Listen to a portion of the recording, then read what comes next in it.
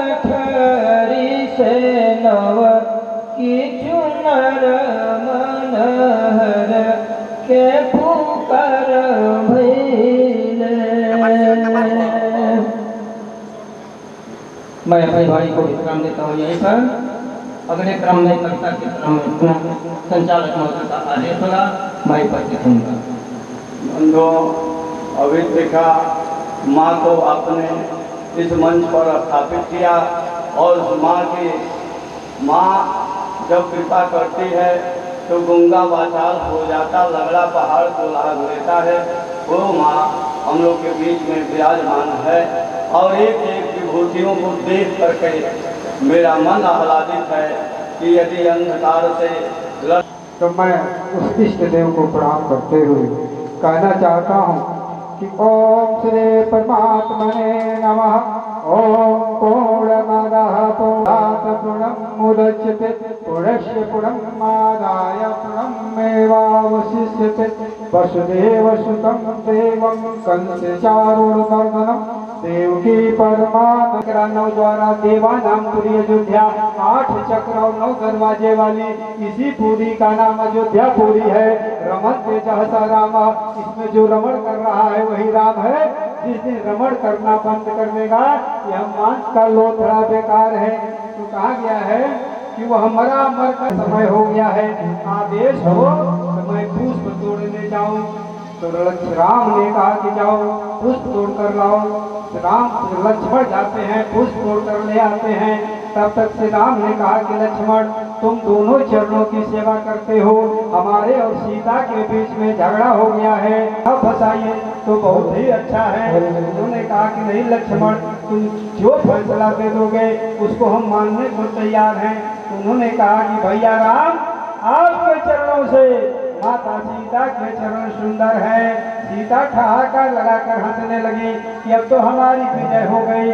तो लक्ष्मण ने रोका कि माता इतना प्रसन्न मत होइए, क्यों कि भैया राम के चरण है तभी आपके चरण सुंदर है। अगर राम के चरण नहीं होते तो आपके चरण सुंदर नहीं हो। उन्होंने कहा कि आप दोनों लोग इतना प्रसन्न मत होइए, आप लोगों के ऊपर एक तीसरा चरण है जिससे ये चरण सुंदर है। कौन सा चरण है? उन्होंने कहा कि वही आप लोगों का आचरण, अगर आचरण पवित्र नहीं होता तो ये चरण सुंदर नहीं होते। पद्म प्रिय माँ दुर्गा जी के इस मंदिर पर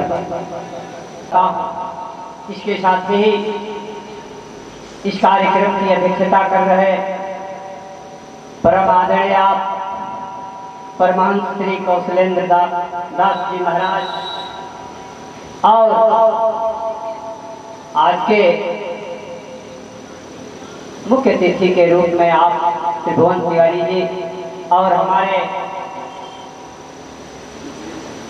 मंत्री जी और इसके साथ ही हमारे संतोष वर्मा जी जो ITI कॉलेज के प्रबंधक हैं मंच पर उपस्थित और इस कार्यक्रम का बड़ी खूबसूरती से जो संचालन कर देवरिया से पधारे मधुर जी, मैं आपको भी प्रणाम करता हूँ और बगैर किसी भूमिका के अपनी कविताओं से जोड़ने का प्रयास करता हूँ। बात अच्छी लगे तो तालियां बजा करके हमारा को थोड़ा हटा दीजिए। मुल्क उन्नत करे तो सम्मान सबका है, गिरे जो गर्त में गौरव तो बदनाम सबका है। मुल्क उन्नत करे तो सम्मान सबका है, गिरे जो गर्त में गौरव तो बदनाम सबका है। बहा दो खून का एक एक कतरा वास्ते वतन के त्यागी, अगर कहीं झुक गया तिरंगा तो अपमान सबका है। अगर कहीं झुक गया तिरंगा तो अपमान सबका है। इसलिए मैं कहना चाहता हूँ, जिम्मेदारी सबकी है।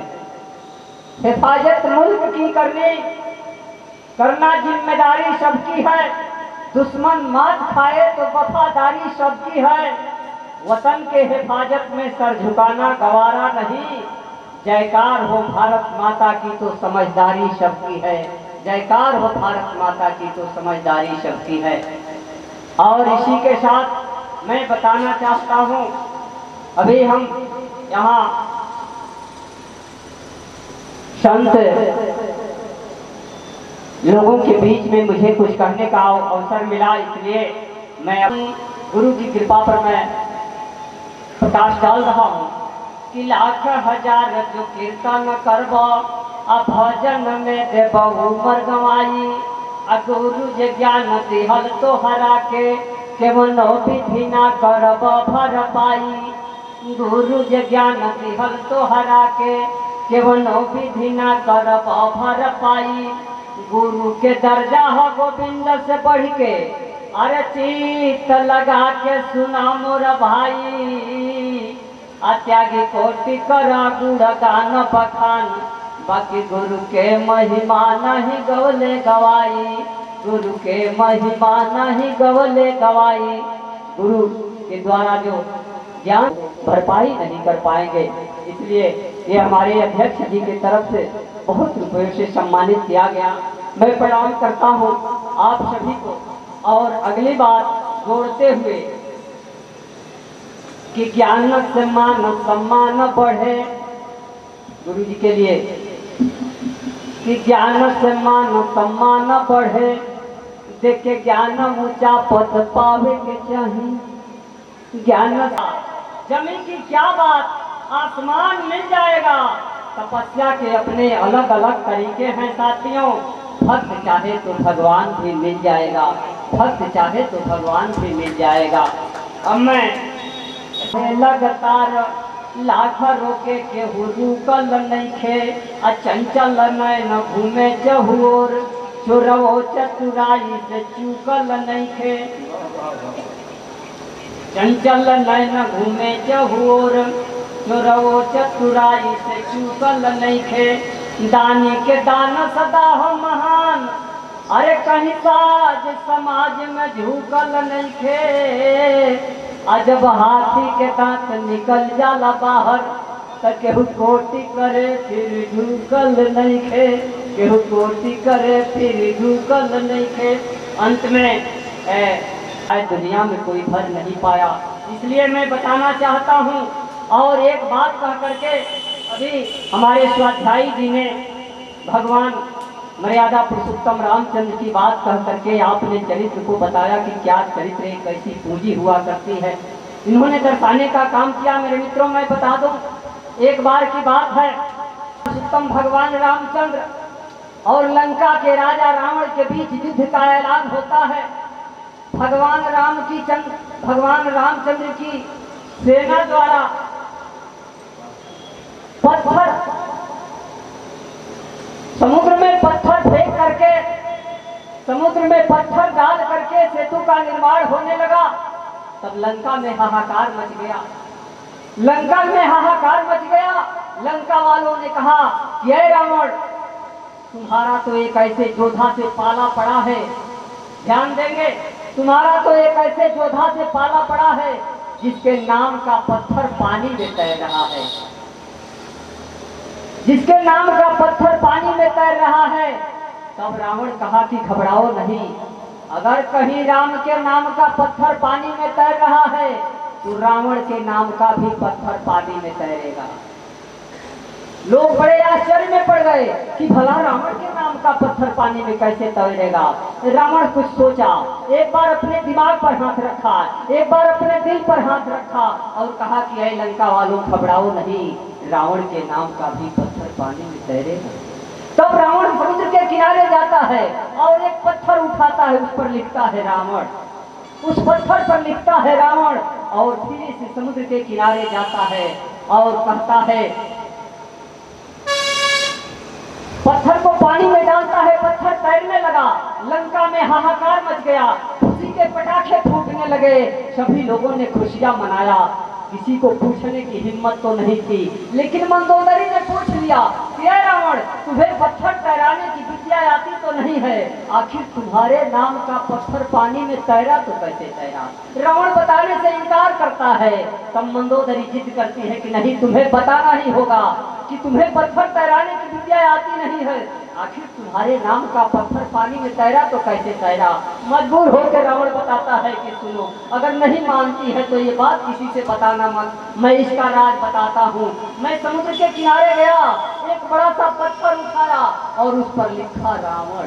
और लिख करके समुद्र के किनारे उस पानी में डालते हुए कहा कि ऐ पत्थर, तुझे मर्यादा पुरुषोत्तम भगवान राम की कसम जो पानी में नहीं तैरा। मर्यादा पुरुषोत्तम भगवान राम की कसम जो पानी में नहीं तैरा। अब मैं माता पिता पर अपनी एकाध मुक्तक पढ़ करके अपने बारे लिए क्या नहीं कर जाती है माँ, तूफान से लड़ जाती है और जान पे उतर जाती है माँ। अपने बच्चे के लिए क्या नहीं कर जाती है माँ, तूफान से लड़ जाती है और जान पे उतर जाती है माँ। माँ की ममता उन मासूमों से पूछो जिनकी बचपन में ही मर जाती है माँ, जिनकी बचपन में ही मर जाती है माँ। माँ की ममता वो छोटा बच्चा जानता है जिसकी माँ बचपन में ही छोड़ करके चल बसी होती है। इसलिए मैंने लिखा कि अगर होती है इच्छा तीर्थ की तो हम बस्ती घूम लेते हैं।